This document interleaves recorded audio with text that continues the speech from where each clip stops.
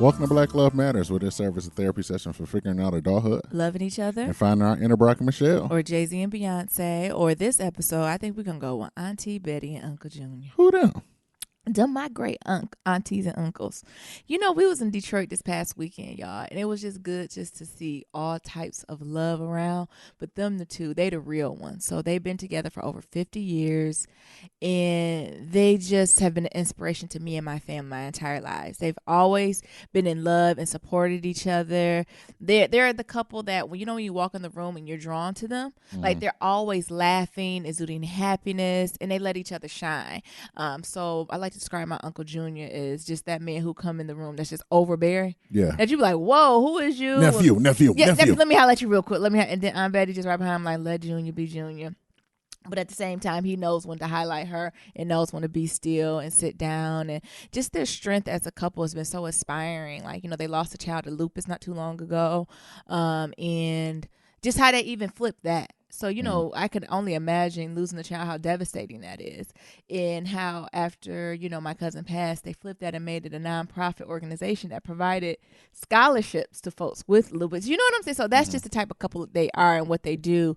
And now they're together and supporting each other. Now they're getting up in age. And, they're in their 70s now. And Uncle Junior had, a couple, heart scares and strokes. And, he's went from this overbearing, bigger than life personality to, needing her help almost in day-to-day things. And it's just so strong to see how she just stepped in. Mind you, she's a petite woman. So maybe I should put that in, context. So he's a bigger guy, 6 feet something, and then she's like, what? She's shorter than me, like 5 feet tall, maybe. Right. 4'11". So seeing her kind of step in this role and take care of him and help navigate him through the car, and she's doing all the driving now and helping him get out and out the car, is just so, inspiring. And it was just great seeing them. And as we're going to talk about a little in the episode, we had the celebration for my grandfather, and they was the last ones to lead a party at 1 a.m. Okay?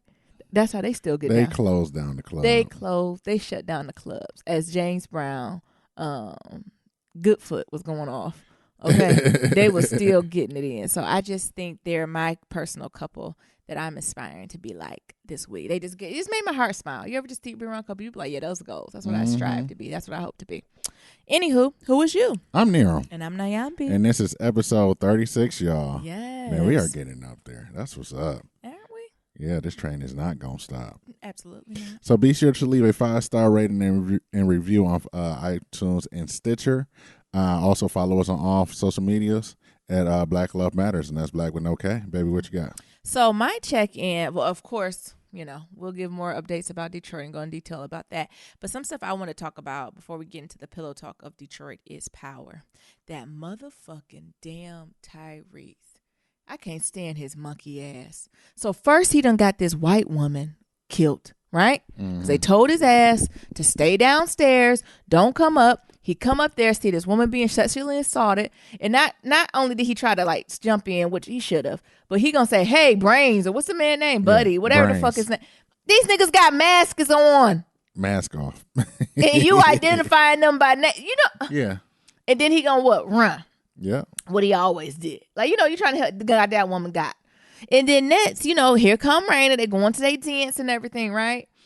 And Raina, here she come, worried about the brother and saying, somebody coming and looking for you and seeing about you. Hold on, pause.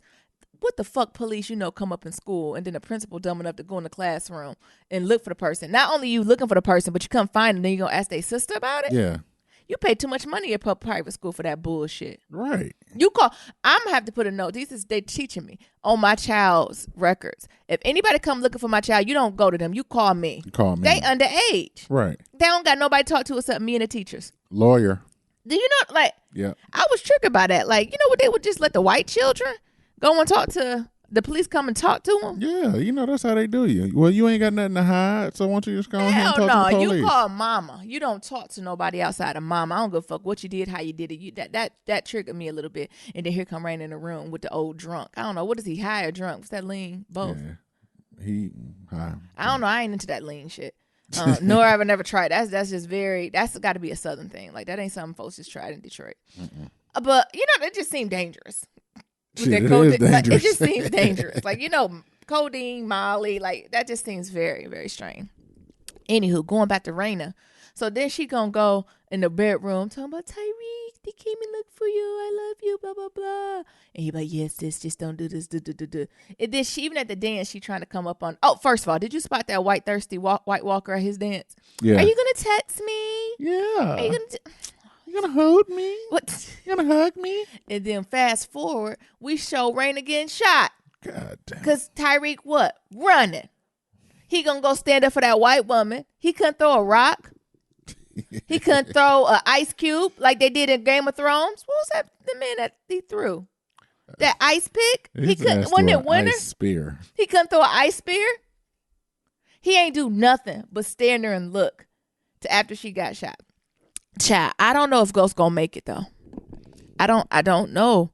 When he find out this girl, his baby girl is dead, I don't know if he gonna make it. Mm-hmm. He gonna be a totally different man. He ain't gonna be Ghost no more. He gonna be like an apparition. Like he gonna be just be.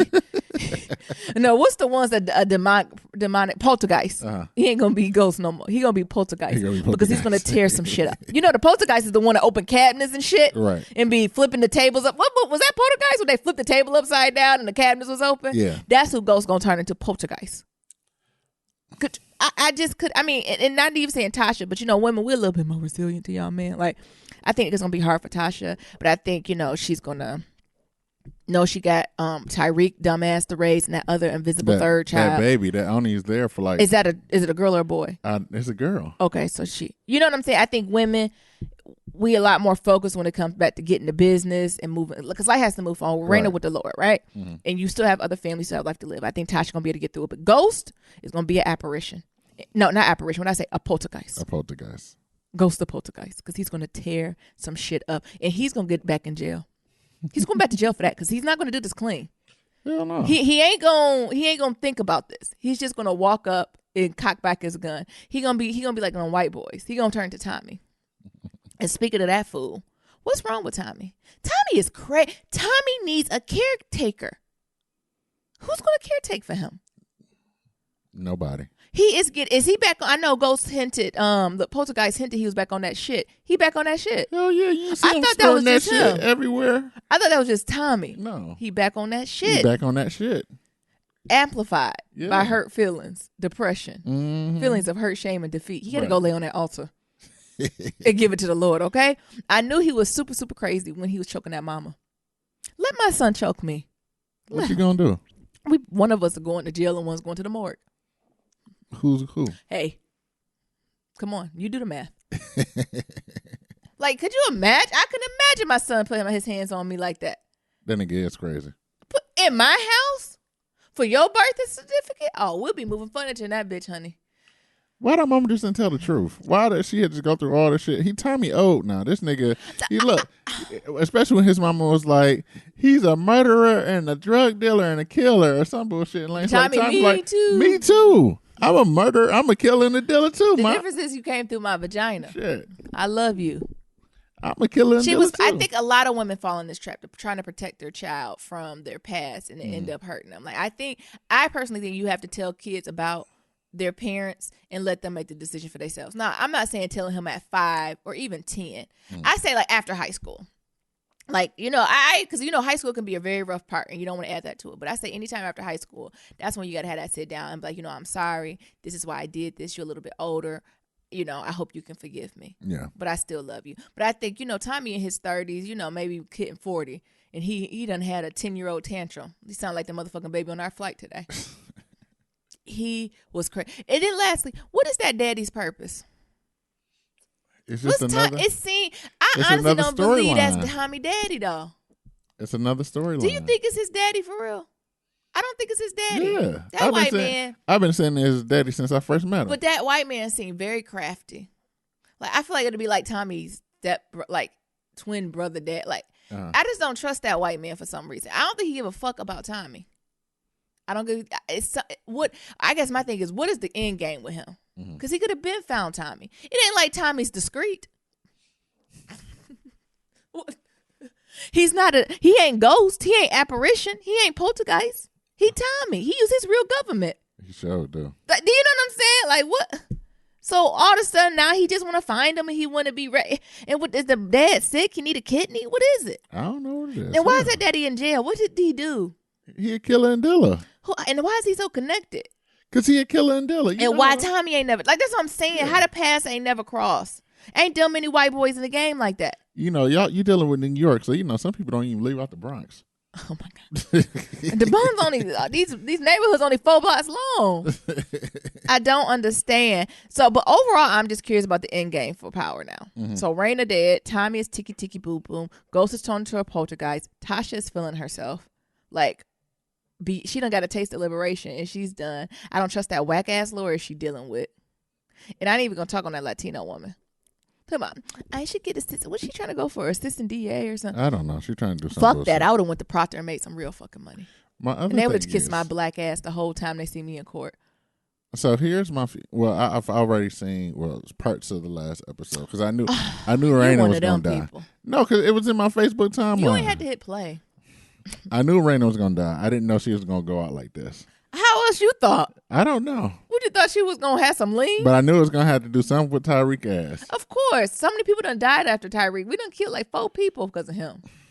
We done killed Frog Princess, white woman, and his sister. Yeah. Because of Tyreek. So are we gonna even address 50 Cent saying that he the one leaked the shit out there? The episodes. Did he really say that? Yeah. Because at first 50 was like, I ain't do that shit. And then they got good ratings, and then 50 was like, I did that shit. 50 Cent needs a caretaker too. We need a sick and shut in list, and we need to add him to the top of the list. He's always doing stuff like this. Why he's so extra when it's not needed? Like, what is this a publicity stunt? Like, what is he doing? Yeah, I think that's more his. Attention to him. I got to treat him like a 10-year-old. I think that's more or less his how he pub shit. Because like 50 Cent always has been in some type of scandal. That's how he. Yes. That's how he moved. Yeah. From him and Ja Rule to that fake shit with him and Kanye, it's always been some type of scandal with 50 Cent to get his ass in the news and to use that shit to his advantage. So. But at the sacrifice of who? Like this? Who was in on it? Do he be the only one in on this? Shit, I don't know. Or is this like Stars and what's her name, Kemp, the one who be doing the after show? Like. Nigga, be still, because he was mad. Okay, I guess we should give context, because some people like me don't know what the hell's going on. So 50 Cent was bitching about what? That he felt like this season was extra rush. Yes, it was. There was a lot going on. And it was a Ryan Murphy exclusive, because Ryan Murphy is known for killing off 10 people in the episode. Yes. So he felt like it was Shout out to American Horror Story. Okay, can't wait.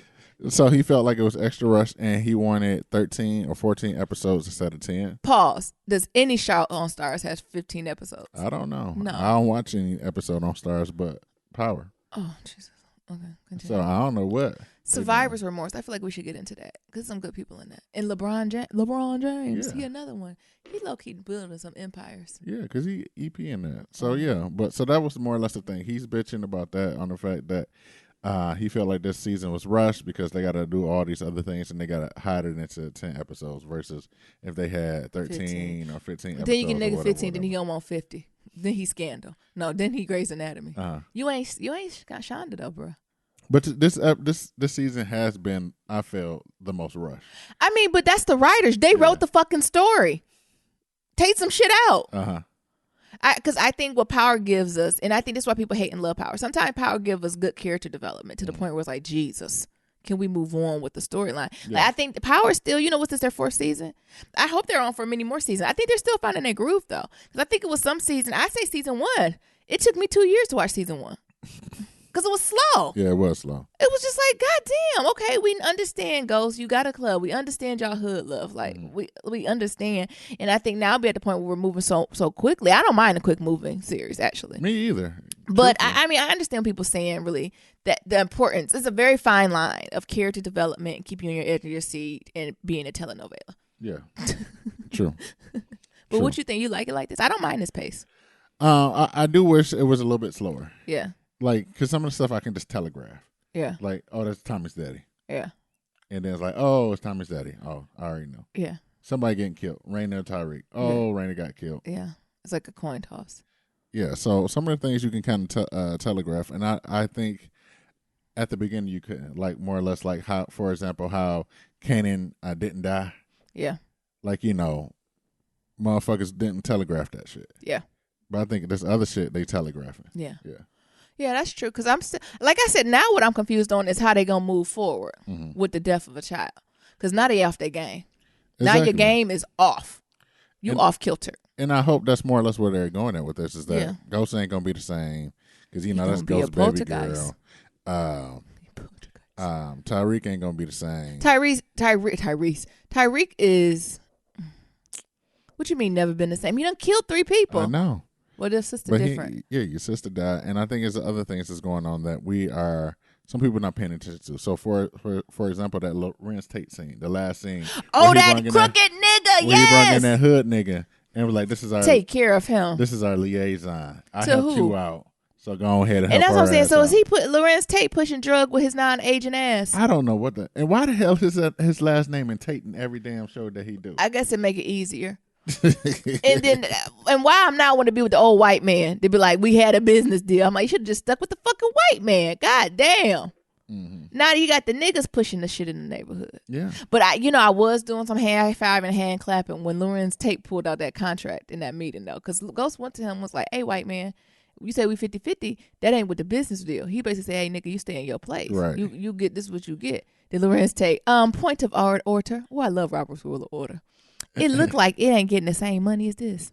So I need that to be changed. You change that, you get it. That white man turned so red, honey. Well, I love to see when white people turn red like that. He was red than a motherfucker. Of course, it must have been an oversight by my lawyer. Ain't no fucking oversight.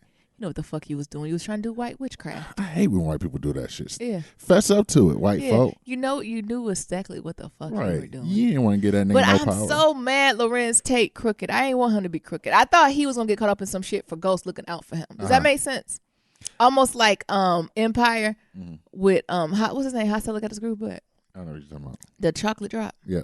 Yeah, like, you know how he kind of got pulled into it? Yeah. I wanted that for Lorenz Tate. Why are they got to make all politicians crooked? The thing is, I knew his ass was crooked because Lorenz Tate was just smiling in every scene. That's how you can tell. This nigga was skinning and grinning in every fucking scene. I said, oh, that nigga crooked. Yeah. And he was like, why, Nero? I said, that nigga smiled too much. He's skinning because it got to be a hard job. He's just smiling. He's smiling, shaking people's hands too much. Kissing babies, going down the street in walking jackets, honey. Right. Ain't doing no work for the community. Trying to be a black unicorn. He ain't no black unicorn. He an old mule. Dressed in unicorn clothing. Right. But yeah, that's what I thought about Power. I thought it was a good episode. And I know you bring up 50 Cent. 50 Cent is the one I put in the category of like crazy uncles. That you got to love him. He's a part of the community. But when he start to act up, you just got to kind of sit him in the back room. Go sit down. Go in the back. Take your medicine. Sit down. Go in the back. Close the door. Turn off the lights. I treat him like that uncle. Everybody got that uncle relatives. You just tell him to go in the back and sit down. That's how I treat 50 Cent. Because he's creative. I think he's very creative. I think he has really great ideas. But sometimes his execution, honey, he be on that Donald Trump shit. Well, we had a cousin. We'll talk about that. You had a cousin. Your mom had to be like, sit down. Oh, Jesus. I told y'all, this is life. I ain't making this up. Right. Next, my airport experience, y'all. Going was beautiful. Like I said, Niram had me at the airport too early. I was hyped up off caffeine. Coming back, my religion was tested. My walk in Christ was truly, truly tested. So I was going through security, right? And I went to, y'all know, we went to this African fest. So I had some black soap coming back, right? I take it through security. It's in the black soap form. So it's not liquid down. It's solid soap. Soap solid. So all our TSA people out there, solid soap is allowed to go through TSA, correct? Thank y'all. Like I feel like they was responding to me. It went through it. Slide through it. And you can see they all start gathering with their dumb asses. And they start pointing. I said, damn, they got my shit. First of all, is it just me? I think I'm on someone's list. Whenever I go through TSA, they stop me. I told you need to pay that $126. Every single time. It's my luggage. It's my hair. It's my titties. It's my booties. Somehow they getting a rub up on me for free. Every time. Yeah. And then whenever they ask me, we don't know what's happening. Right. We don't know what happened, what's going on. We just randomly selected you. Bitch, you always random select me. Why? Niram never gets selected. He might as well just walk through there. Niram could just walk through with a lit candle. And they're like, go in, sir. Go in, sir. Anything wrong? Go in, sir. You know why? Why? Because I paid that money for that TSA. I guess. But I'd be looking like, come on.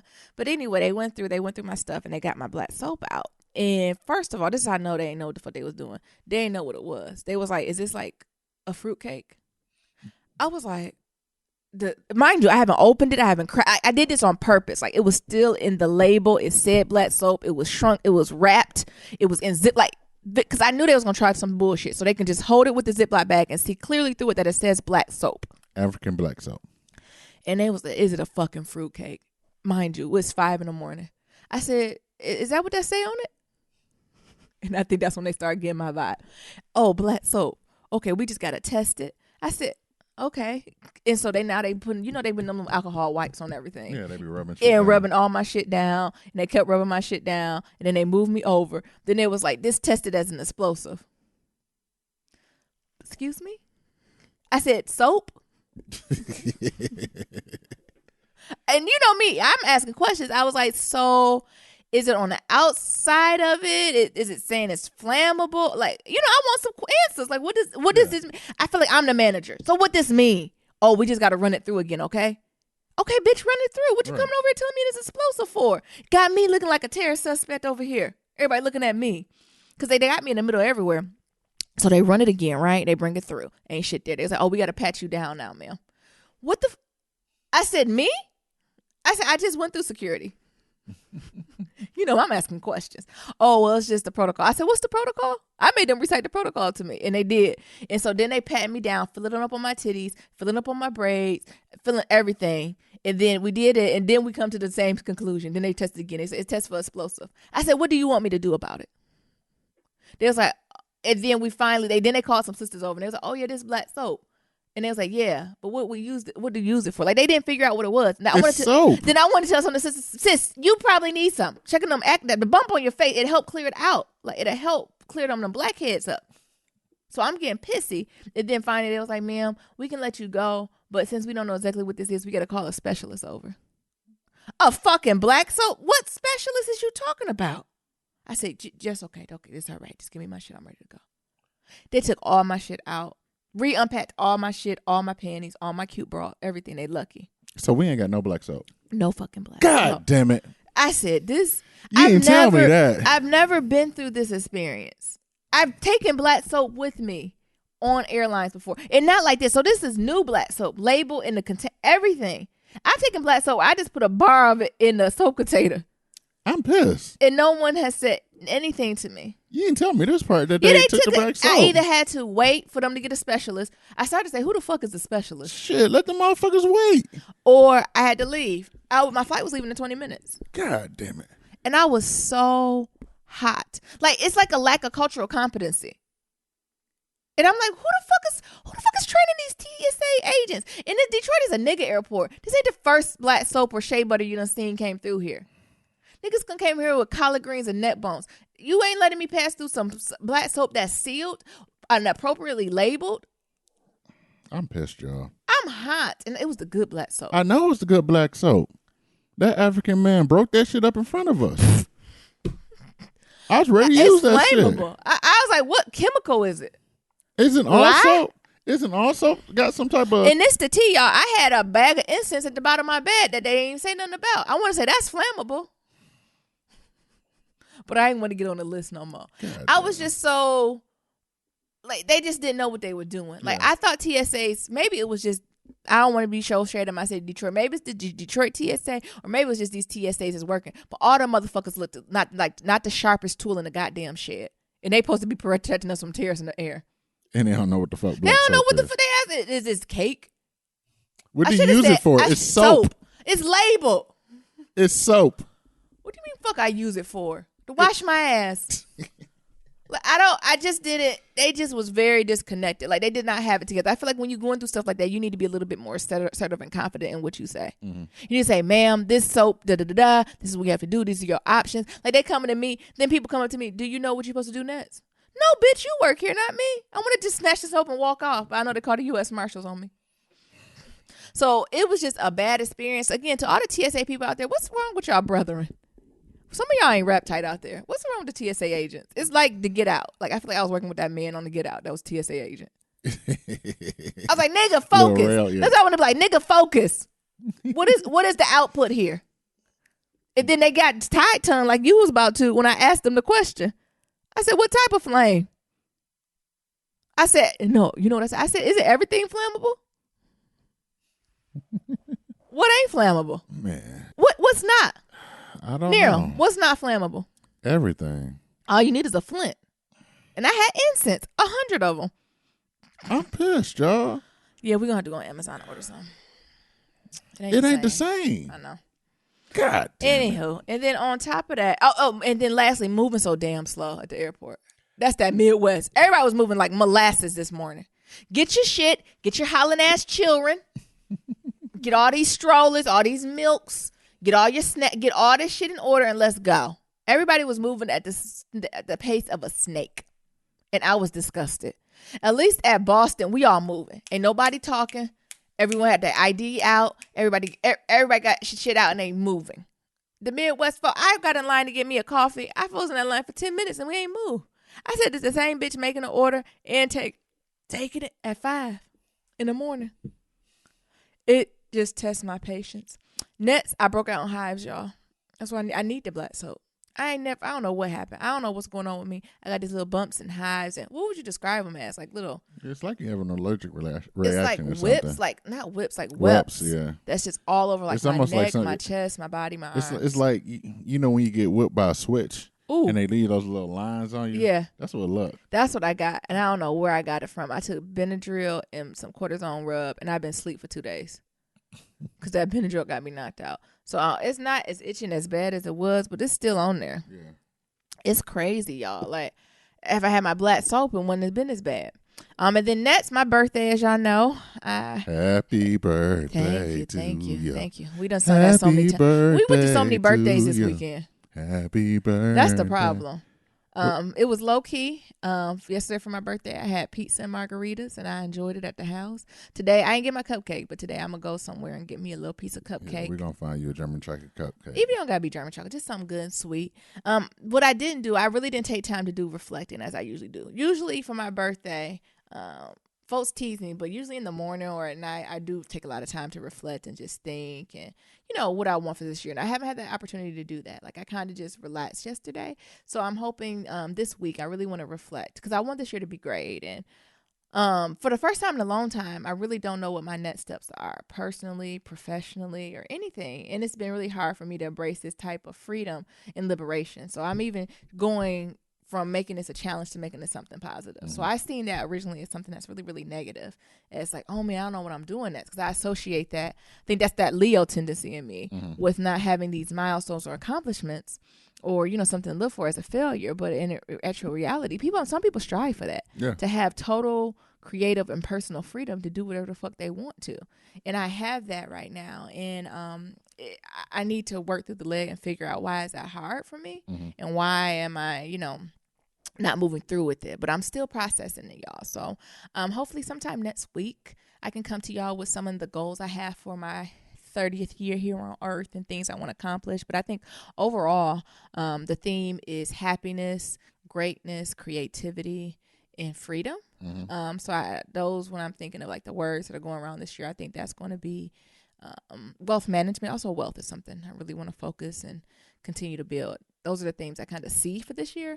But it ain't. I can't just do words. Like I got to put. I'm the type I got to put pen to paper to say what do I want for it to come to fruition. When I say things, they happen. But I notice when I really write them down, that's when I have the best luck for it to come. But y'all know it's Leo season. Hey. I had to just digest that, like who I am and what I is. So, Leos, we like to be fun and challenged, fun to be around. And, we nice until you fuck with us. And then after you fuck with us, it's over. We flirty. We have fun by our damn self. But our shadow. So, I think Leos get a really, really good reputation for being the folks that folks want to be around. We're kind, we're giving, we're open, like we forgive easily, but we got some shadow to us. And I think last year, my 29th year was like the year of my shadow. Like my entire Leo shadow came out. So I think when I think about Leos, that shadow is like jealousy. I think it's more so jealousy in like relationships too. So it's hard. I think it's personally hard. The two signs I think it's very hard to be in a relationship with are Leos, Capricorns, and Aries. Like I think those ones, if you can hanker one of them down and stay with them, I think the reward outcome is amazing, but the journey is a bitch. That's the word. But What you mean? That's a word. As someone who's been with a Leo for the past 12 years. Like, I think Leos, Capricorns, and Aries love super, super hard, and we're dedicated, but we have our ways about us. And we have our ways, not only that, but what makes it hard with us, we can be independent. So we'll be like, well, fuck it. We'll be by our goddamn self. Instead of saying, oh, we were wrong. Maybe we shouldn't do that. We sorry. You know what I'm saying? So, in the brief reflection I've done, I've really been looking at kind of like my sign and, with the eclipse coming and what does that mean and, navigating with that. And a lot of times what makes it hard for us Leos, Capricorns, and Aries is that we tend to fall in love with people that are not like us. So we tend to fall in love kind of with our polar opposites. So we like the thrill and the adventure of it. But the shadow was like, damn, this ain't the same. Like, we strive for this control and structure, and usually the opposite of that is not giving you that. Sure, like. So you have to learn to, navigate within that realm. What do you think about that, Neil? Am I summing me up? What a lie. And then lastly, I think when I'm thinking about the shadow I had of 29, so if I had to put one word on last year for my theme, it would be shadow. This idea of authority. I never realized that I had such a huge problem with authority until I really dug into like kind of my sign and what that meant and who I was. Like, I respect authority, but I'm always up to challenge it. And, and I think sometimes that ties into being like childish, but childish being good and bad. So I think people are drawn to the childishness in me because I can have a good time. Yeah. Like I have a good time. I always try to laugh and move forward. But I think the childishness then translates to like pettiness and tantrums sometimes. Yes, Lord. Yes. And so that's, again, the shadow and then the light of what a Leo is. So that I think folks are attracted because, I'm always trying to be an inner child. I like cartoons, laughing, all that good stuff. But then on the other, and I live it up, and I love to see the world like you just through a different lens. But that shadow side is that I can be over dramatic. Yes, as Lord. a kid can be. And you know what I'm saying? I tend to hide my feelings, like a kid can be. Like, Leos are really good at showing kind of the extroverted, happy, outwardly feelings. But when it comes to the other types of feelings, it's really hard for us to translate and articulate to those other folks. So, again, I'm just working through those types of things and embracing it and understanding. And then you tie that all underlying with I'm just kind and warm. So, I don't have a mean streak. I don't think myself or Leos have mean streaks, but I think we have angry streaks. I think those are two different things. So I'm not going to be mean for the purpose of being mean. But if you tap on the wrong way, that anger is just red from here on out. So, again, just recognizing, reading through them journalings I done did, and really just coming full circle with my 29th year. Those are kind of the summations that I had and some changes that I see that needs to be made. And, all that good stuff. What you think about that, Nero? See, I guess I did a little reflecting. You did do a little reflecting. I did a little internal reflection. Yes. I would definitely agree on the childish and pettiness sometimes. Okay. I didn't ask for a cosign on that, but okay. I truly agree. Yeah. But I also believe like the whole authority aspect, because I think before we left, we was having like this conversation. And I was like, where did this come from? Naomi's like, one of the things I can do, like, I really just don't understand over there. It's like the whole concept of money. Or like, I surely did. Who was the white man that said we needed money? Why? Why is money here? Or like time? Like, I get the mathematical. Yeah, I surely did. It spins around, but why? Why time? Yeah, why? Why do we have to put a number on it? Yeah. And I'm like, Naomi, because it's math. Why? So me, I'm on here trying to Googles and get my Googles and shit together because it's math, Naomi. Nah. I don't believe that. That's something the white man wrote. Cause it's like, really, what is the purpose of money? It's up to control people. It's there to control you. Like, why can't we go in the market and just get what we want? Like, why? And I'm not saying people not to work, but you work. Like, everyone works and they work their little schedule. And why? For this idea of money and trading of labor and goods, and that'd be. Imagine like the work-life balance on that. Because of capitalism, baby. Yeah, but why? Because the white man chose it. I don't got no other answer than the white man chose it. And then like even the idea of time. Time is, I won't go in that conversation, but I don't believe time is time is a social construct, but okay. Yeah, so. Like I believe we get older. Aging is different than time. I believe we get older. I believe in aging. But this idea of time is just ridiculous. And she's like, why is it cyclical? Why is it cyclical? I don't know, Naomi. Because because the white man. Like I don't want y'all to think I'm crazy. Like I respect. Like okay, it's noon. Like I get that, but I just and I ask a deeper question of why. That's all. I tend to do that sometimes. And you think they're going to challenge the authority? Yeah. And I don't want to play. That is a challenge in authority. Yeah. Yeah. All right. What's going on with you, Neil? Detroit. We had like 4 or 5 different birthdays. Everybody's birthday. Everyone's a Leo. Every day we was in Detroit, we celebrated somebody's birthday. We sung Stevie Wonder happy birthday so many times. So many times. So much that I was ad-libbing. So many I was the lead singer. That, like my best friend's birthday, shout out to you, Brandy. Your Uncle Jay. Yeah. Papa. My aunt who passed, like her birthday was like the day after her funeral. Like every day was your birthday. Yeah. It was somebody's birthday every day. Yes. And I'm just exhausted. Yes. I'm tired of singing happy birthday. Yeah. I done sung the Stevie Wonder version, the 50 Cent version, the regular white person version, and the R. Kelly version. Even though I'm supposed to be boycotting him. Yeah. But you could. I think that's another reason it was low key for my birthday. Like you and my mom was like, okay, like, Naomi, what you do? I said, can I get a pizza? What you want to do? Pizza. And I think y'all was blessed that I said that actually. They was like, oh, are you sure? That's all you want. And here go my mom faking. I get dressed. Child, you ain't getting dressed. You get that moo on. But I think all of us was like, this is a blessing to sit in this house drink this margarita. Yes. I just wanted to sit my ass down. Especially like when because I had something planned for you. I had like a massage plan. Yeah. But the place like had pipes bust or something like Eclipse. that. So there's like, we can't schedule for another day. And I was like, nope. It's the Eclipse. I was like, sorry, babe. We had a massage for you, but it's actually, I'm good now. I've been too ashamed with all these rashes on me. They be like, ma'am, we're going to wear gloves. And I'm like, it ain't contagious. And no, ma'am. No, ma'am. No, thank you. Oh, my God. What's that? Oh, my God. What's going on with her? Oh, my God. So let's get into Game of Thrones. Okay. First things first. Yes. Arya. Who? Ira. Her name not Arya. Am I saying her name? Arya. I kind of like that name. I keep saying it. Arya. We would have to put a pin in for our child. Arya. And Sansa, they going back and forth. Arya. Sansa holding her own though. And Sansa done found all those faces. First of all, Sansa like being Mary Jane with her nosy ass. Who told Sansa to go in there? Look through them fucking bags. Who told Sansa to go in Arya's room and look through her bags? Huh, Mary Jane? Uh-huh. Taking a clue out of Mary Jane's School of Rock. You know what? Arya fucking G. Arya is a fucking G. I thought she was going to kill Sansa right there. She did something more powerful. She got her fear. She fear her. That's more powerful than killing her.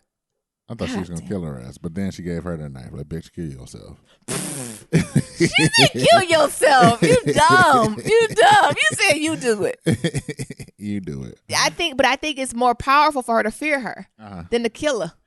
Because she can't go around killing people. Because Jon Snow ain't going to be like, yeah, we can't be over here killing folk. He ain't going to allow that. Jon too soft, honey. No. And speaking of Jon Snow, why this nigga always getting saved? Whenever I thought it's done for Jon, this nigga done came back to life. What is this white boy complex? He done lost the damn battle of the bastards. Like and they came in and saved his ass. And as soon as he got prepared with the White Walkers, and I was like, yeah, like Jon about to die. I was like, nah, somebody gonna come in and save his ass. And then what happened? Here comes Danny ass and the motherfucking dragons. Spraying up all types of shit. But he made stupid decisions. Like, who told him to go out with 8 people? I don't know. In 2 swords. Because there was gallon of water. They was going to go get a White Walker to bring it back to show proof. White Walkers don't ride solo. No, they don't. White Walkers roll at least 100 deep. You ain't getting one of them without 99 following up. I know, right? What the fuck was they thinking? I don't know. They was better off killing somebody and just letting them turn. Is that how it work? Or they got to be touched by his hands? They got to be touched like by white hands. Okay. Oh, you said you got to be touched by white hands. Yeah. I'm thinking about touching the hem of the garment. So you got to touch by white hands. So you got to be touched by another White Walker. Yeah. Too. Yeah, or I think there's like that head White Walker dude. Yeah, that crazy motherfucker. Yeah, Joffrey. Yeah, that's what he reminded me of. Oh my God. And then the dragons come, they come spraying up shit and all this other shit. I didn't know dragons can go in the My question was, where the hell was Dany's clothes at? I felt like her ass just had on a short romper set. That wasn't a romper. She had on like North Face gear. Oh, You know how North Face gear be thin but it's thick? Uh-huh. It looked like North Face and Balmain gear. Oh. You know how Kim Kardashian be wearing Balmain? Yeah. It looked like a Balmain. Balmain, am I saying that right? Yeah, Balmain. Balmain North Face hookup. Mm-hmm. Then she just got on her drag because she dressed like her dragons. Yes. So with her spikes. They killed her babies, though, honey. And that RIP to that dragon. Which one was it? I don't know. I don't know their names. Because I can't pronounce their damn names. See, I'm still working on Jacarius or whatever, Jacarius or however the hell you say the shit to get it right. But then at the end of the episode, these niggas then pulled this damn White Walker dragon. I knew that. I said they gonna pull that dragon out, and this nigga, the Lord of the Light or whatever motherfucking name is, what? King White, the head white man Walker. in charge, the head White Walker in charge. Yeah. Then motherfucking pulled that dragon out. Trump. We gonna call him Trump. Trump pulled him out. This nigga done pulled this damn dragon out and turned him to a White Walker dragon. I said, what the fuck? So now you know it's gonna be a dragon battle. So is he gonna blow out fire or ice? I don't know. That's a good question. Mm-hmm. I don't know. Is he gonna remember his mama? No, they don't. The White Workers don't remember anything. But those people, maybe animals, got more compassion. I don't know. She was hurt too when she lost her Yeah, child. she I was didn't know hurt. she couldn't have no children. No, she can't have no kids. How you know? Because When was that established? that was back when she was with Cal Drogo. When she flipped him. Yeah. But how do you know? Did she try to get pregnant? Or Yeah, they they was trying to have kids. Did she lose the baby? I think so. I can't Oh. remember. I know they was carrying around no damn eggs. And then Khal Drogo died, and she went in that fire with them eggs, and them dragons hatched.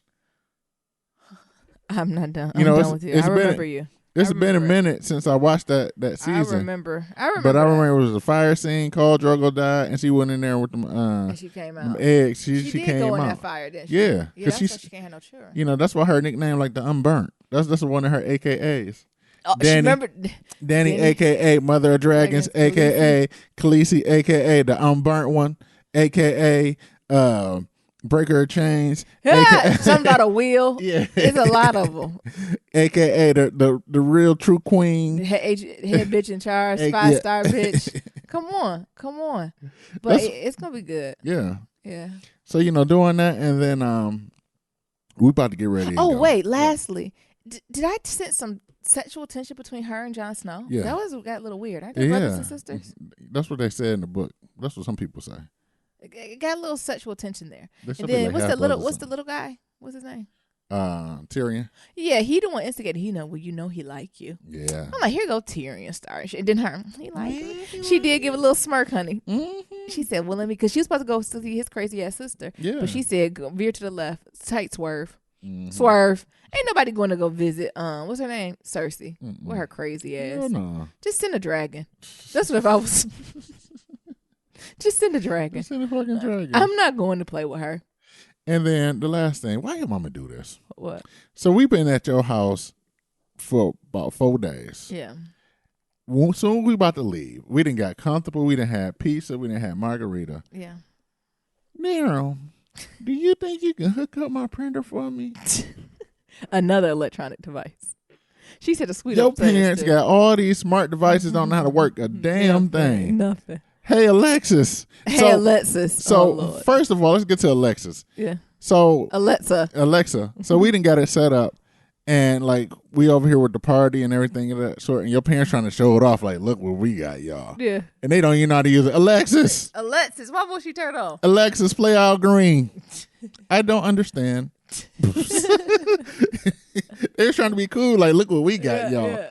And that shit didn't work. Oh my goodness! They kept calling her the wrong name. Yeah, you can't call it Alexis. Did you get that printer hooked up though? Yeah, but I couldn't get it on the computer that she wanted on. Because it's a Windows XP. Oh my god! She wanted a Wi-Fi. It's like one of those 5-in-1 printers. It print Wi-Fi. Through the Wi-Fi, it got a fax machine, got a copy, and everything else. And y'all got a Windows XP computer downstairs. Maybe for Christmas I'll upgrade their computer, their desktop. Yeah. Do you got to update the whole desktop, or can you just get new software on it? It's probably cheaper just to get a whole new. Yeah, really. And then donate the computer to somebody, an organization who need it. Yeah. Jeez, maybe for Christmas I'll do that. I can't believe that bad boy still got Windows XP on it. Yeah, that's right. Since I've been in high school, honey. Windows don't support that no more. Y'all shouldn't be surfing online on that computer. What? No, you fuck around and get hacked. Oh my! Windows don't support XP anymore. Oh my god! Hell, even Chrome. Can you upgrade? through it. Is that free? That costs money. You gotta get a disc. I think we might have disc. Yeah, you gotta pay for that. Really? Yeah. Oh. It's Windows XP. Y'all done missed Windows 7, 8, 10, all that shit. All right. They got their little laptops, so they don't go downstairs that much. But so we'll figure that out. Yeah. But moving on, we got any Black Love story? Well, just tidbits of it, I would say. So as always, go to www.blacklovematters.com/love story to submit your Black Love story, and we'll be sure to shout you out. So I just wanted to highlight a couple things while I was home. So it was just so nice being home, being around family and friends this weekend. We got to catch up with a lot of people. We talked to a lot of couples. We got some good love stories coming for y'all. That'd be for the podcast and for the upcoming book. We talked to folks who kind of had that young love, I would say. So like newlyweds or just start dating, old love, been together 50 something years. Other things I thought was interesting is the love that empty nesters have. Mm-hmm. So the folks who kind of had a lot of stuff going on, like family or being caretakers, and now they're at the point where it's just them living lavishly. Like we got an older couple we're going to interview. We won't say their names, but like now they done got a loft downtown Detroit and they drive a Corvette and they living life, honey. Do you know what I'm saying? Ain't that what you tried to do? Yeah. Kids done got raised, grandkids at the house, parents take care. That's just how you want it. Then also divorcees. Mm-hmm. So I think having divorcees' point of view is very important too, because I think that's a form of Black love too. If you're going to make it work, a lot of folks think when you divorce, it's over, it's done and over with. And maybe, but I think if you have children or if you're connected to the family's tie, it's a little bit more complex to that. So we just got so many insights and good story ideas and good pillow talk and conversations coming out for y'all. But there was a couple stories that stuck out to me. So my first one was a story that was shared, as y'all know, in my opening, I talked about my Aunt Betty and my Uncle Junior. So it was between those two and my grandfather. As I said, for his party, they shut the party down. Mm-hmm. So they was at the kitchen table chit-chatting to about 1 a.m. And they were just reminiscing. So, they were talking to my grandfather and, asked them if he missed my grandmother and all that good stuff. And just talking about what it is to be in a relationship and how important it is to support each other. And so the story that my grandfather was telling is that when they were in Detroit, and they were living in an apartment, and my grandma was having these children. So, back in the day, I'm guessing birth control ain't strong as it was, honey. So, she keep having these children back to back to back. And Papa went to her, was like, my children, I don't want to raise them in an apartment. Like, I want to raise them in a house so they have a backyard. They have a formal kitchen to sit at. They can have somewhere to celebrate Christmas. They can go to a better school district. Like, we would need to have a garden in the back. Like, this is what I want. This is the lifestyle I want for my kids. This is why I work hard. I want them to have better than what I had. And then my grandma was like, child, you the only one working. And we can't afford for me to go to work because somebody got to watch these kids. Like, this apartment, is good. And then here come Papa, woman. You just worry about raising up these kids. You don't got to worry about nothing else. I'm going to take care of everything you need to be taken care of. Here he come again with that pimp shit. And then what my papa said was maybe about 6 months down the road, they went on a ride and they went to a house. And he was like, do you like this house? And she was like, yeah, it's nice. He was like, no, do you like this house? And he was like, yes. And he was like, well, it's yours. Ooh, panty dropper. Go get the kids. We going to move in about a month. It's going to be our house. And she was like, well, how did you? He's like, don't worry about all that. I make sure I just provide for my family and take care of them. Panty dropper. Come on. And, he navigated through this for years doing it like this. And finally, I think after they had their last child, I think maybe my uncle turned, maybe 10 or so. And my grandfather's still working, to pay all the bills. So my grandmother never worked. Like, he paid every single bill in the house, made sure everybody ate, clothes, everything, got to school. And it got to the point where my grandmother didn't have to send them. This is my Aunt Betty's side of the story, saying that they had a conversation that sat them down, was like, I had to sit him down and be like, you going to work yourself to death. Mm-hmm. And you as my husband, I can't allow you to do that because I feel like I'm losing a piece of you. And because you're working so hard and you're giving the job so much, you're not giving the family enough. You're not giving me enough, your kids enough, or God enough. So I'm going to get a little part-time job so you can take a little bit of rest and take it back. And like my Aunt Betty and Uncle Jules was just saying, that is just the power of love. And that's how you have to navigate in it. Sometimes you have to know when to be still. And sometimes you have to know when to step up. And you have to know when it's your turn to take care of your family. And step into your spouse and say, no, I got this. And this is what you're going to do. And like the flip side, like my grandmother did my grandfather. No, you need to be home with your children because you're missing something. Yeah. Like my grandma's like, you wanted to do all these things, have this house, this home, the school. They have that.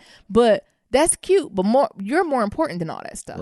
Right. And getting him back grounded to realize you need to be a part of their lives too. Yes, I know I'm gonna take care of these children, but you are their father, and you need to be an integral part of their life. So I don't know. That was just a story that really touched me, and it was just so nice to see them have these three have these conversations about it. Like they was having, they did my grandparents and my great aunt and uncle and everything, because my Uncle Junior is my grandfather's brother. Yeah. But I've always seen them in that light as great Uncle Junior or my grandma Papa. But then they just seemed like they was, I don't want to say normal, but I feel like that's easily a conversation we could have been having with Nia or Nadifa or any of our good friends. You know what I'm saying? To be like, well, that's good you stepped up, but is that really important for X, Y, and Z? So it was just so different to see that type of conversation for them having, and even seeing them reflecting on years and years ago and how they saying, that's what you do. You take care of your family, and you have to know when to step up and when to make sacrifices and when to lean on your partner. And I just thought it was just so beautiful. And in our book, y'all, that'd be definitely one of the many stories. And then the second story came from a wise man named Uncle Junebug. Ooh, Junior Bug. He was there. We ain't get him on all, y'all. We ain't get him on the podcast, but he was there. Don't worry. One day he gonna get on there. And he was just sharing a story with me on just how important, because he teased me at first. He's like, oh, here come my niece. She owned a whole radio station, because that's what he do. He a Leo too. So he can't just say we got a podcast. He said we got a whole radio station. That's what he tell people. Like I own Clear Channel. Okay. Right. I don't own Clear Channel. I barely own Black Love Matters, okay? I share that with Niram. It's 50-50, okay? But anyway, he was just talking about, because he actually divorced my Aunt Deb years and years ago. But, Aunt Deb she's my Aunt Deb. Like, she still comes around the family. Like, she's an integral part of the family. And he was just talking about how he still loves her, and there has to be a constant respect there, even though they're divorced, that she's the mother of his children. And it's kind of levels to this love game. Mm-hmm. And it's very beautiful. I don't know, were you there when he was talking about that? Yeah. And he was just saying that, although we're divorced and I respect her space, and, as she moves on with different relationships, I do that. He said, but it still has to be a level of love that I have for her that will never go away. Yeah. And that has to be demonstrated for my kids to see. So he said, the love might not be romantic, but I have to show that I am sincerely, I am compassionate, care about her well-being, not only in words, but outwardly fashion. Right. For my children, so they can then recognize that and go for it. And also for them to know that life is not over after divorce. So we can still be a family, after divorce, and also seeing that, I don't even know how to say this, PC, the divorce was a good thing. Mm-hmm. Does that make sense? Yeah. So in the end, everybody came out better. He was a better person. She was a better person. The kids were a better person, better than staying together. And arguing and everything. And making everyone. So again, I thought that was just beautiful how they connected together. And Uncle Junebug. So of course, whenever we see her, he'd be like, "Oh, you're the most beautiful woman in the whole world." There's a line he crossed it, but that's just him. Hey, baby. But it's some sincerity to that too. Mm-hmm. Does that make sense? Like it's some sincerity to them, and it's some Black love there. Like it is still. Although they're not, legally together, it is a mutual respect. There's a love there, and of course we love her. And I guess he said he ain't gonna show up too much because we ain't want to choose between him and her. She might win because we love Aunt Deb. No, we love you too, Uncle Junebug. But I just thought it was just really, a different perspective that we don't talk about a lot on the show. That kind of gave me the butterflies. And when I thought of Black love stories, I thought those are two distinct love stories, but very, important. What's your thoughts on them, Mace? If you have any, I thought it was pretty decent having that conversation with Uncle Junebug and talking to him and how he brought our relationship into it, like what you're saying, like he surely you guys did. has been around for a long time. Yeah, Niran, you've been around for a while, welcome to the family. Yeah. So I'm like, well, thanks, Uncle Junebug, and Uncle Junebug, what you call me? Uncle Junebug? Nah, nigga, you call me Mister Junebug. I said, what the hell? You just told me I was in the family. You ain't all the way. Don't get too comfortable. I thought I was in the family. He said, you got too comfortable. You got too Nigga, comfortable. You call me Mr. Junebug. Yeah. What the hell? Yeah. So, just talking about that and how, he see how we interact and how I show respect for her. She show respect for me. Yes. That's just one a major part in a relationship is showing respect for one another. Huge on that. It has to be respect. Yeah. And also being able to interact with each other's family. No matter what.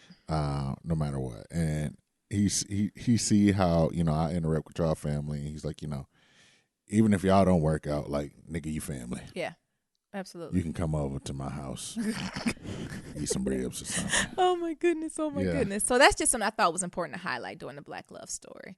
To give something for all our listeners. Mm-hmm. All right, pillow talk, right? Yeah. 45. More trash. What's his name? Bannon steps down. Yeah. I'm glad. Who's next, honey? You know what? I don't have nothing to say. You know, maybe the more people he fires, the less he can focus on destroying America. So he can maybe just continue to fire his cabinet and rehire. He can just do this for the next 2.5, 3 years, and then we'll get a new president. Donald Trump is having the worst week ever. What? This nigga been having the worst past couple of weeks. I don't know what's going on with that man. Yeah. Last thing I heard, they was talking about they gonna send him for a psych eval. What? Yeah, they want to send him for a psych eval. Who did that? Maxine Waters? No, I'm just like, who told him he need to go for a psych eval? They said they're going to send his ass for a psych eval. Not today, Satan. Shit. That brother. Hold on. Are you serious? Yes, that was in the news. I seen it on MSNBC. You know, one of the fake news channels he be talking about. Hold on, and they're saying you need to go talk to someone. They want to send him for a psych eval to see if he all right mentally, because they talk about like how, you know, the shit with the tweets, and how, you know, he said one thing and then he said another, you know, and then there's everybody's good, but some trouble on many sides, and then he like, we hate the KKK and white supremacists, and then he go back and, you know, it's good people on both sides and all this other shit. I thought he was just practicing white witchcraft, so maybe that's it. Even like when we talking about the tweets, so he was trying to say something like how, you know, for Boston, like, you know, help people heal and blah blah blah, but he spelled heal wrong like 4 different times. So he like kept editing it, but he, instead of like deleting the tweet, he'd just retweet it and like try to change it. So it took him like 40 minutes to like edit up the original tweet that he don't put got out. an intern doing that? Hell no, his ass is doing this from the toilet. I keep telling y'all that. This nigga's taking a shit tweeting. Jesus. I don't know. It's a lot. I need to do more research. I tried to distance myself a little bit away from that. I did see Boston came out and showed out. Shout out to Boston. Boston said not on my watch. Exactly. You would not. We know we already have racial undertone. You would not put that back on us. We're working through this. Yeah, white ass New England is racist, especially Absolutely. Boston. Absolutely. And they do not want their dirty laundry out there. Boston, I would say Boston is one of the most racist cities in New England. Absolutely. Them motherfuckers is crazy. It's and just they racist. old. You just step into Boston, you feel like you're going into slavery. Somebody will call you a pickaninny and a nigga all in the same sentence while holding the door open for you.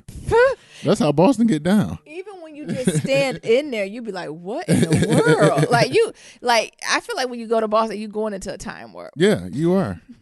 I'm like, here we go, Jesus. And so, you know, it was definitely good just to see how they stood up. They said, not here.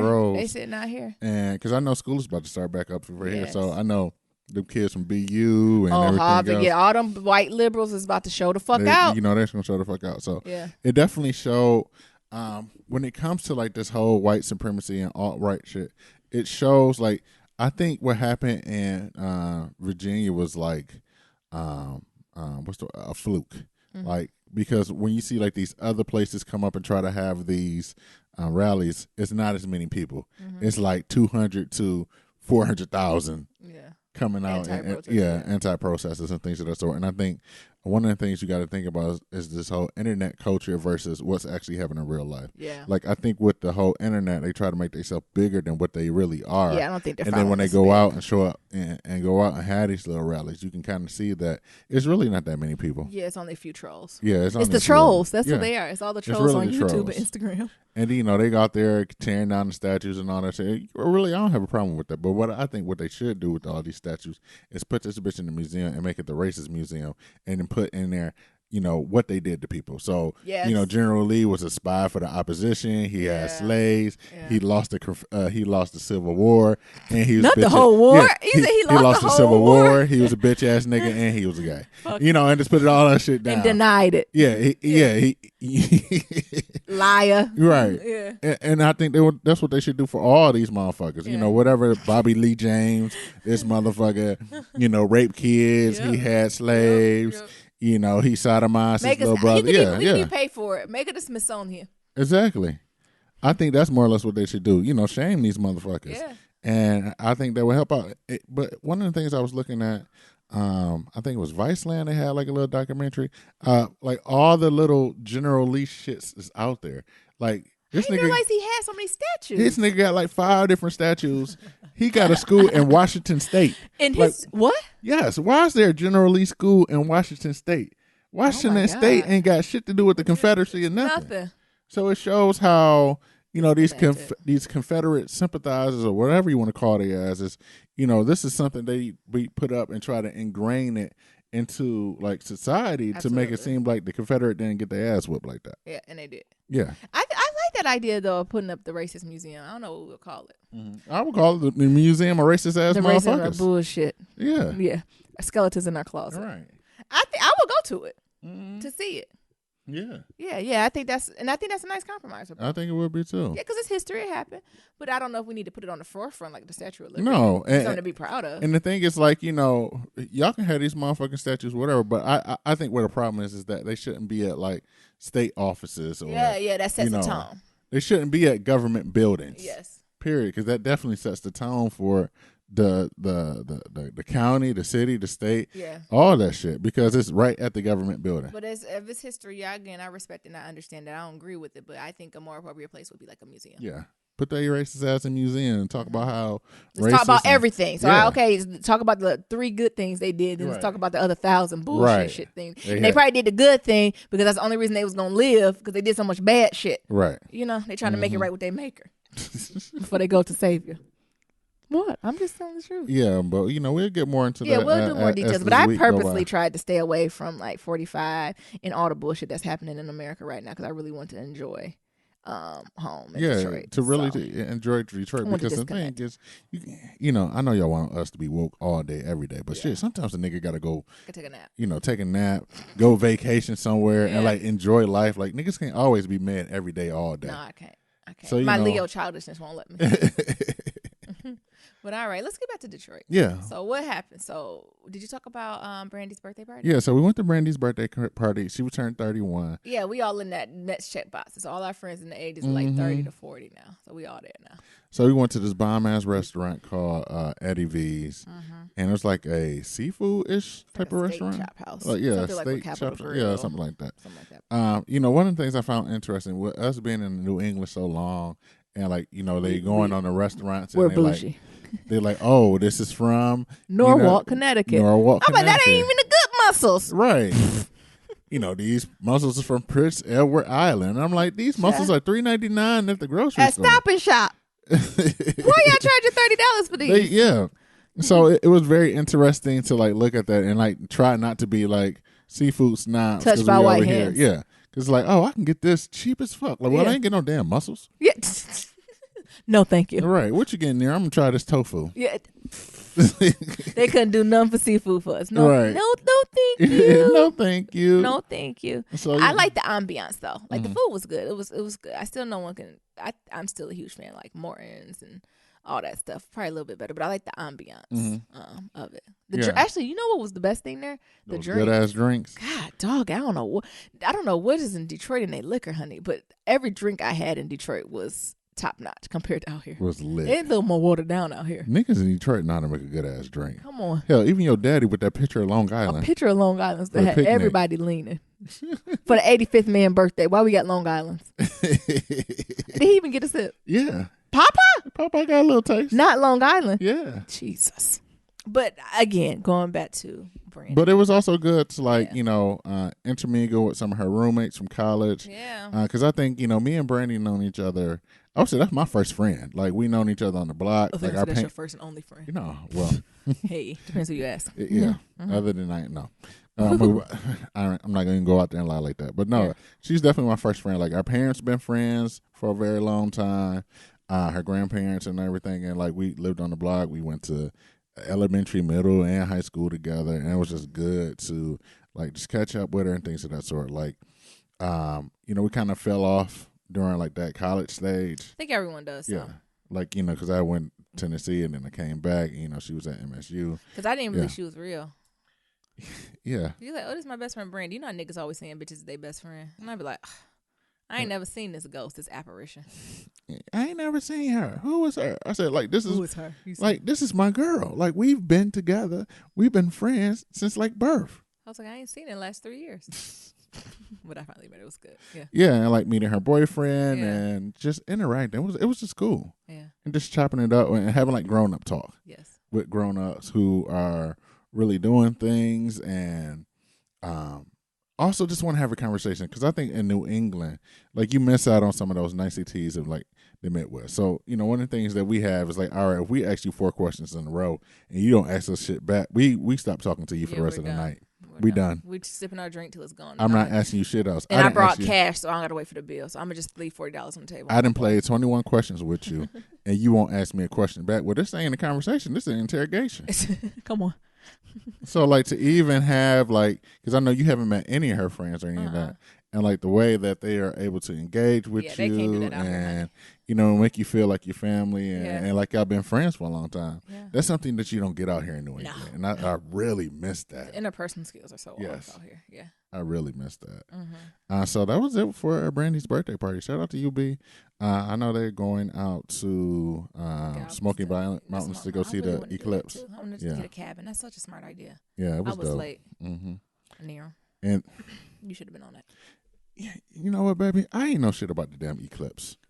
I'm sorry. Oh my God. I don't know shit about no Eclipse. I didn't know about it until I told Brandy I was coming to Detroit one day before I got my plane ticket, and it's like, we're going to. One day before. Yeah. Okay. One day before I was leaving, and it's like, we're going to go see the Eclipse. Like, what Eclipse? Okay. We're going to talk about the Eclipse too in this one. Yeah. I'm all about the energy in the world and all that. So, that kind of messed me up. I was like, what Eclipse? And I guess that comes to like not having, live TV and everything like that. Because we always just watch. You said, was the Lord coming? Yeah. What's happening? Because we just watch what we want to watch. So I didn't know shit about no Eclipse. So yeah, like, exactly. Shit. And every now and then watch CNN online and call it a day. Right. We're not supposed to look at it. Alrighty. So other thing, we went to my uncle celebrated his 60th birthday on my dad's side of the family. So that was just good seeing that. I feel like I got to see everybody. I feel like every family member I know, I got to see them. So we went out to it. We had a good lunch. He was super surprised to the point where when you used to be so surprised you almost disgusted. He was mad as hell. When people walk in, he was like surprised. He was like, what the fuck? Because I guess they tricked him and told him it was a business meeting he wanted to come to. I think he was still looking to go to the business meeting. Right. So this like there's no business? Yeah, he's just looking at us like, these niggas here. It's like, I was trying to make some damn money. And then on top of that, he said he on a diet because he turning 60. So he said he trying to, get himself together and lose a little bit of weight and all that good stuff. And so, of course, we don't go to no healthy store, right? So we going to a rib shack. So we got ribs, big old potato, all that good stuff, right? And then he go and we're like, what you ordering, uncle? And he was like, I'm going to just eat off y'all plate.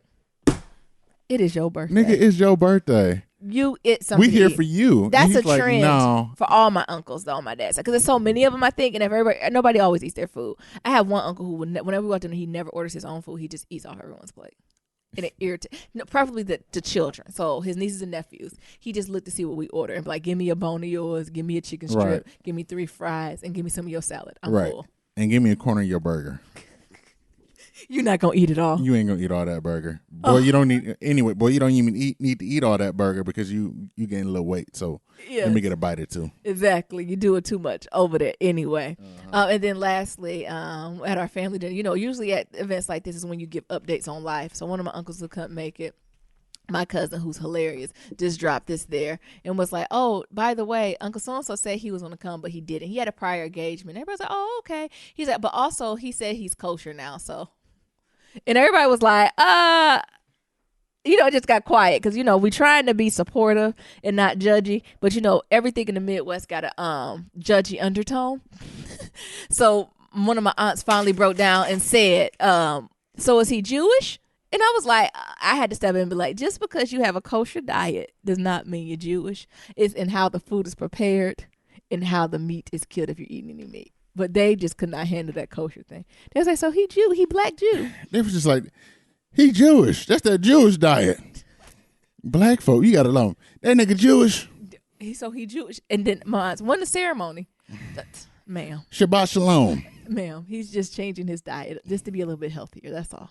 So that was always entertaining and funny to say and to see. And just to be back in that Midwest undertone. When right. Like, we don't understand. And then also while we were there, the biggest reason I came was for my grandfather's birthday party. So he turned 85 and he was so happy. So he was a little opposite of uncle. So when he walked in, he was excited. So what they did, they told him that it was a surprise celebration for me. And then he came in and he was like, all these people for Nyambi? And it was like, no, it's for you. He was like, but it's Nyambi birthday. I already had my birthday. Yeah, he's already had a birthday party. We're like, it's for you. Because all his, like, we had family come in from Cleveland and all the older folks. Because I guess he was looking to say, this is an older crowd for Nyambi, ain't it? This is an older crowd for it. But then he finally got it. Like I said, yeah, it's for me. Then he started kind of walking up the stairs and started seeing all the family we had to come from out of town, the older folks. It was just food, family, drinks, good music. It really made me miss being around family. Like, I think it's kind of what you were saying there, the niceties of the Midwest. Yeah. So just being able to sit on the porch, drink a glass of whatever you sipping on, and have a convo about, I don't want to say nothing, but just to have a conversation. And just being outside. Yes. Well, you go ahead. You want to say, explain. Well, you know how black folks like to be outside and white folks like to be outdoors. So to actually be outside on somebody's porch, shooting the shit, talking about something. You know, I still ain't got to play them damn spades. Yeah. But like shooting the shit, talking, music playing, because you don't do that a lot out here. Because in New England, it's not a lot of outside area. It's a lot of outdoors area. Yeah. So out here, you can go in the woods and you can play and hike, and that's more white people. They like that. Black people don't like that. We like being outside. Right. So we like you said, we like a good porch, backyard, maybe a park. There's not a lot of that out here, and you don't get to, or you don't have the brown folks out here not doing it as much. Because we was outside the whole week. That's probably why I got these highs. My skin ain't used to being outside with the ragweed. My skin was like, what is this? You're supposed to be in the house, girl. Right. Get in the house. But it was just, it was just good. And, we started to miss the family members who went on to the Lord. Because, you keep saying, like, I wish so-and-so was here. And, folks are just getting older. And, it's a lot of longevity in my grandfather's side of the family. But still, folks are getting old. And I think it was that moment when, like, I told them I'm turning 30. And they're looking at me like, you getting old. And I'm like, we all getting old, ain't we? You old, too. We all getting old. And it's that point where it's like, man, next time we all get together, everybody might not be here again. Right. And I think that's kind of that part where it's like you really have to cherish these moments as you're going through it. And I think that's what even made us, second guess about, where we're going to end up and all that good stuff. Exactly. And I think that's one of the things, like going to a funeral. Yeah. Well, for me, like going to a funeral, going to my aunt's funeral, seeing a bunch of people I haven't seen in a while, and then like, all these birthday celebrations that your family had, even yours, and like you seeing a lot of people that you haven't seen in a while, definitely made me miss Detroit. And going back and forth whether or not do I like the thought of being in Detroit now, or actually physically being there. Yes. And because it was definitely some parts where motherfuckers was tip-tapping on my nerves. And he was like, I'm ready to go. I'm ready to go back home. Who's heading back to Boston? You ready to hitchhike back to Anybody Boston? going back to Boston? Because I would love to be wrecking white-ass New England in my house, please. Thank you. Closing my door. Windows drawn. Windows drawn. Yeah. Thank you. Yeah. But definitely just interacting with that. And even it was, it was still family and friends that I still didn't get to see. And it was just the fact that every time we go to Detroit, it's so jam-packed. Even when we're there for a week, it's always a whirlwind of, trying to catch up with folks trying to see people, but also trying to do things that we wanted to do. Yeah. Like eat some of our favorite food, go get a coney, go to the parks, go to Belle Isle, go downtown, and everything like that, it just made me like, damn, like I do wish. I think now might be a time for me to come on back home. Yeah. So like just having that conversation with you and with the family and just trying to figure out like what does that look like after we sell this house and move on from there. I mean, I even tied to little things like the African American World Festival, which was amazing. Yeah. So it's a festival that happens in downtown Detroit every year, and it just celebrates like folks culture from the African diaspora. Yeah. So it's everybody: African American, island folk, Africa, Latino African, like Afro Latinos, everything. Yeah. And it's music, it's food. You selling black soap, incense, everything. Like everything you could think of from a culture. You looking for. That's why I got my black soap from on sale too. I'm pissed about it. They took it, TSA. But that's where it is. And just events like that. Like I think me and Niram showed up. We went down there and we just looked around. We was like, when was the last time we just been surrounded by black people? Right. Just at all levels. So police officers black. People serving the food black. The niggas in charge is black. The babies is black. Everybody was just black. Mm-hmm. Everybody. Now, it was different shades of black and different cultures of black, but it was black. Because we had the mamas there. We had our Lagos family there with the Nigerian head wraps. We had our island people there. Y'all know y'all love to wear them flags and shit on you. That's how I can identify you. They always got a flag on them where they're coming from. I said, the island folks love to wear a flag, don't they? Then you got the African Americans, overdressed, Cartier. It was all of us there. all the food was there. You had everything from rice and peas to collard greens to roti. You had everything you could think of, chicken feet, everything you can think of that was black.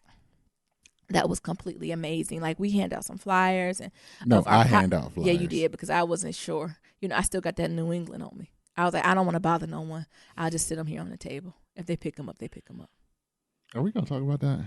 No. What is there to talk about? We talking about the African American Festival. What else you like? It was at the Charles H. Wright Museum. What you like about it? I had a moment where I had to sit back and be like, damn, I love being black, and we are a culture. I don't even know who the people was performing, but when I tell you they was, but he hit every culture genre. He hit the Africans. He hit the islands. He didn't hit the nigga shit up. He hit up everything. And he had access for all of them. I said, how he know this? He had everybody turning up. Everybody was twerking. Everyone was winding.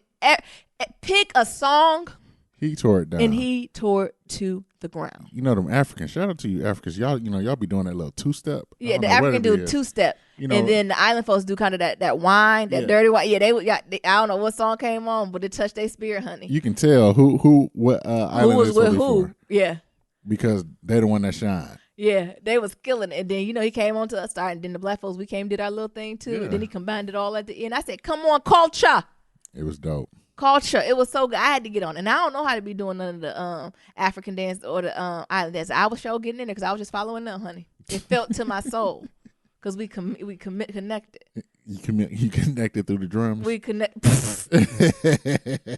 Us black people love a good bass line, honey. We love a good drum and bass line. No matter what the culture is, it's still that.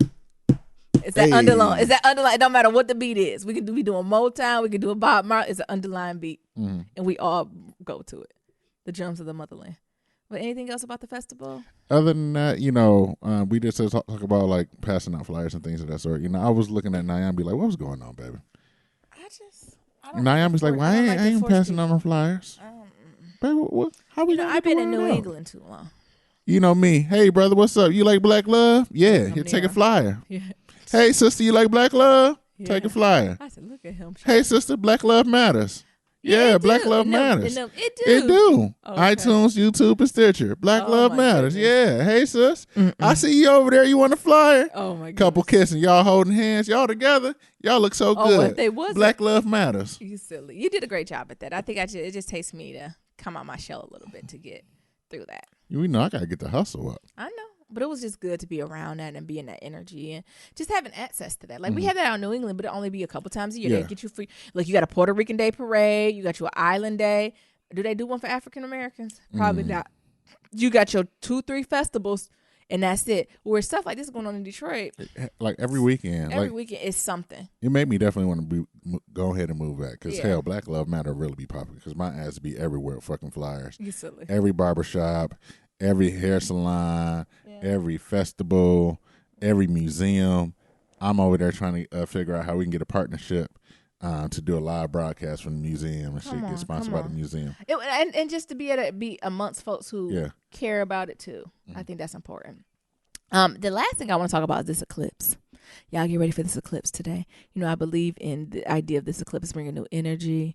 I really want to take this day to relax and take in some of this Leo moon energy. I think I'm going to burn some sage to this house, some sleep, set some goals, listen to the Lord and ask for a little direction. This eclipse is good energy, honey. Hope it's going to eclipse with this present. It's all about moves. But that's why I was highly aware of how I was moving and shaking during the airport because I knew it was the eclipse. I said, it got to be this eclipse energy that got me on 10 and got these THC agents dumb as hell. I just don't. Like I said, I didn't know about the eclipse until the day before I even got to Detroit. Niggas like, Miriam told me, ain't it an eclipse every month? No, nigga, it's a full moon every month. It's not an eclipse every month. What are you talking about? No, it is special. Actually, we might run to Home Depot, see if we can get some glasses so we can look at it. Niggas, don't y'all look out in that sun. That's one thing they done said multiple times. Don't look directly. Go to again. The store and get. They should have them at like CVS, Lowe's. If you're up, the thing is, I don't even know if I'm gonna be up. Like, I really plan on going to bed, so I might try to look at the eclipse, but I think I'm gonna call it quits on that one. Like, I think I'm gonna just take in the eclipse energy. I think I'm gonna have the windows open tonight, sage, push some of this energy out, set some goals, set some good juju in the air, and go from there. Yeah, I can dig that. Because I think I'm gonna be asleep. Like, I'm really trying to be in bed by 8:39 p.m. Well, what time the eclipse supposed to happen? It depends where you're located. Oh. I think on New England it's probably about 9:30, 10. I got to Gotcha. double check, but it just depends where you're at. Gotcha. When you will see it the best. And everyone's not gonna get a total eclipse either, Uh-huh. so it just depends the area you're in. Gotcha. I mean, you'll get a nice chunk. You're gonna see a difference, but some people it'll be a complete, eclipse, and some won't. You know what I'm saying? It'll be a sliver. Yeah, I'm still trying to figure that out. Yeah, You'll y'all Google know a little bit. y'all know I'm just a nigga from Detroit, so I'm just a little black girl from Detroit too, but I believe in that good energy. mm-hmm. I believe the world provides. But that was a good one there. That was a good one. Thank y'all for hanging in there with us for these last couple episodes when we've been traveling. At first we weren't gonna do episodes. We was like, no, we can still talk about our experience and what we did and how we did it. And so plus niggas be fingering, so we got to get these episodes out to y'all. The folks was like, well, just talk about it. I was like, well, all right, y'all, we'll talk about it. But again, thank y'all always for your support. Wednesday will be a little bit back to normal with, like I said, our Black love story. We'll have a Brussels cuz, and we'll turn on CNN and see what's going on in the world and talk about some of these pillow topics and also bring our tidbit about love. So we'll be bringing that back. So as always, to submit your Black love stories, go to blacklovematters.com. To submit questions for Kitchen Table Talk, shoot us the email at blacklovematters@gmail.com. And to leave a comment about anything that we discussed today, feel free to do that on our blog at blacklovematters.com, SoundCloud, or any of our social media platforms. We're under Black Love Matters. That's Black with no K. Or don't forget, we got that voicemail, y'all. We can be reached at 508-784-1111. Again, that's 508-784-1111. Talk to y'all later, and remember, love is ever evolving. Peace.